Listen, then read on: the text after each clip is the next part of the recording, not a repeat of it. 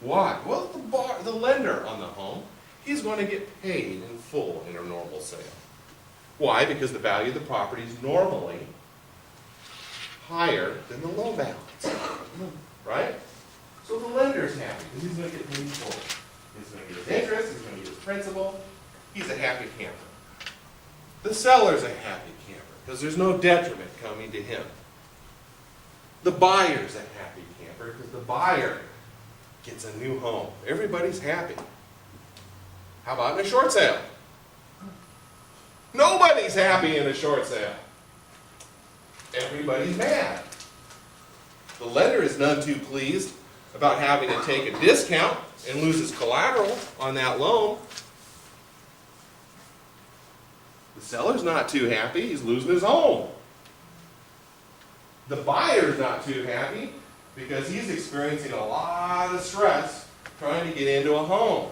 And it's taken a long time for him to close that transaction, and it's iffy the entire way because there's all these contingencies built in to the seller's obligation to perform.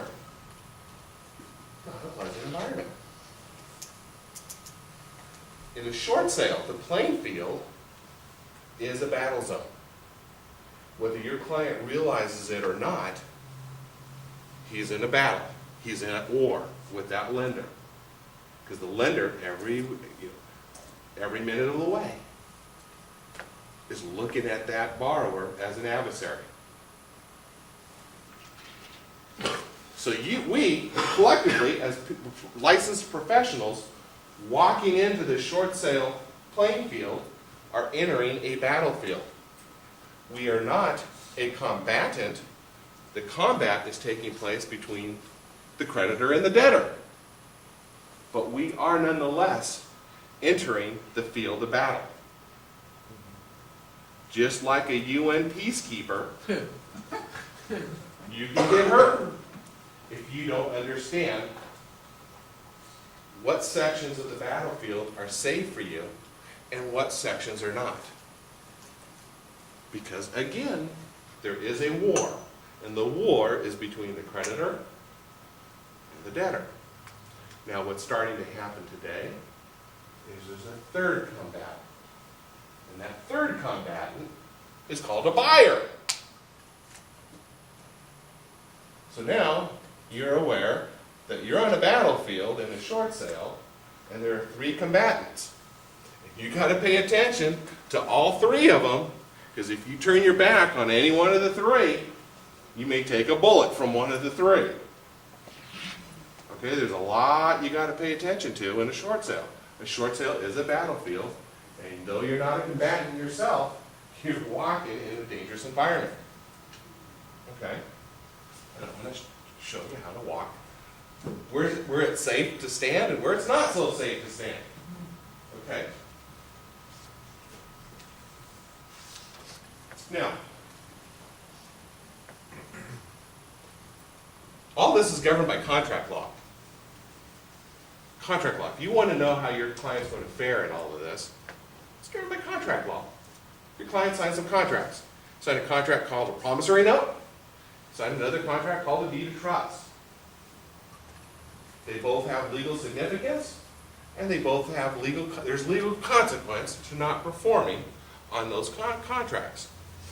If ultimately you want to know how your client's going to fare at the close of a short sale, or even at the close of a foreclosure, you have to look at each contract, because the liability is going to arise out of each contract.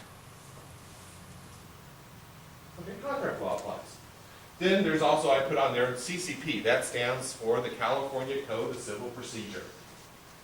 Sections 580B, 580D, 726. Often referred to as California's anti-deficiency statutes.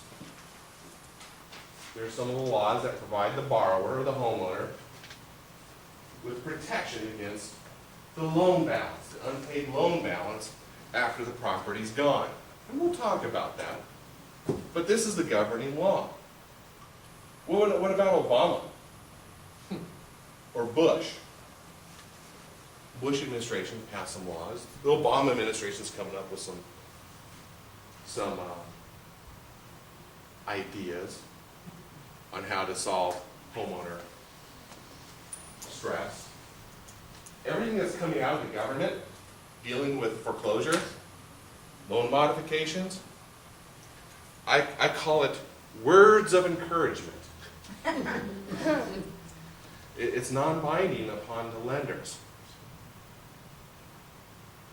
The present and past administrations, in my personal opinion, they're extremely naive to think that a for-profit business is going to self-sacrifice for the benefit of the borrowers.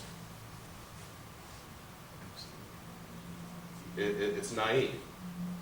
Secondly, even when there's a failed financial institution, federal law specifies the way the federal government is going to handle those loans.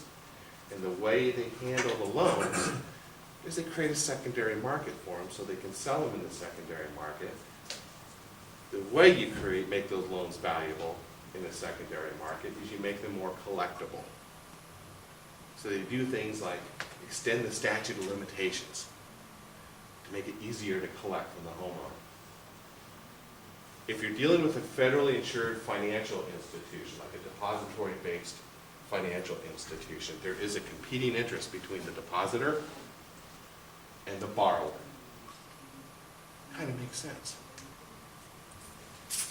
Their interests are mutually exclusive.